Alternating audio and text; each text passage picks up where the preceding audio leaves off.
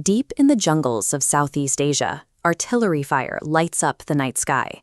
These explosions represent the front line of a shadow conflict between two nuclear-armed superpowers, India and China.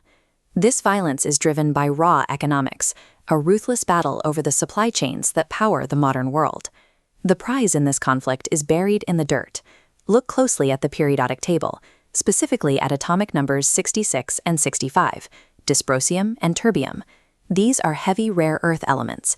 Without these two specific metals, it is currently impossible to manufacture the high-performance permanent magnets required for electric vehicles, offshore wind turbines, and advanced military missile defense systems. There are no viable substitutes at scale.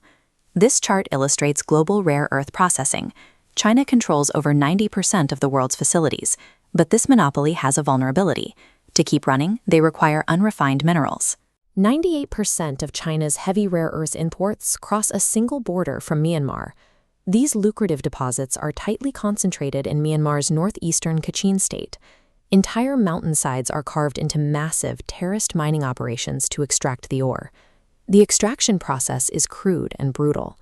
Workers dig illegal wells and pump chemicals into the ground, creating toxic leaching ponds right in the dirt to separate the raw materials before they are shipped north to China. To guarantee the supply line never stops, Beijing provides heavy financial and political backing to Myanmar's ruling military junta, led by Commander-in-Chief Min Aung Hlaing. The multi-trillion-dollar global tech economy, from Silicon Valley to Shenzhen, hinges entirely on the stability of a military dictatorship operating out of a jungle borderland. That stability collapsed when Myanmar's military overthrew the democratically elected government, sparking widespread civilian protests against the coup. When the junta responded with lethal force, pro-democracy supporters took up arms, coalescing into powerful rebel factions determined to take the country back. In the rare earth-rich northeast, the dominant armed force is an ethnic rebel group known as the Kachin Independence Army, or KIA. In late 2024, the KIA launched a major offensive and successfully captured the primary rare earth mining hubs in Kachin state, cutting the junta off from the mines entirely. Facing a sudden disruption in its raw material pipeline, Beijing retaliated. China restricted the global export of processed dysprosium and terbium, using its processing monopoly to squeeze the international market. By choking off the supply of these critical metals, China inadvertently forced other regional powers into a desperate scramble for alternative sources to keep their own tech industries alive. This export squeeze directly threatened India, a rising power heavily invested in its own domestic technology and defense manufacturing capabilities. Unwilling to let its industry stall, New Delhi made a bold diplomatic pivot. According to an exclusive Reuters investigation, India decided to completely bypass the China-backed military junta.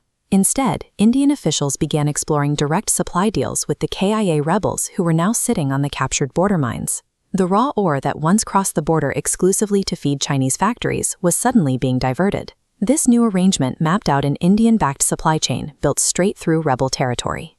By treating an armed insurgency as a legitimate international business partner, India effectively hijacked Beijing's most critical resource pipeline.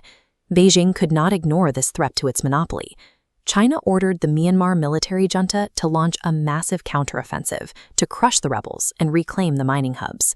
The junta executed that order brutally in mid-2026.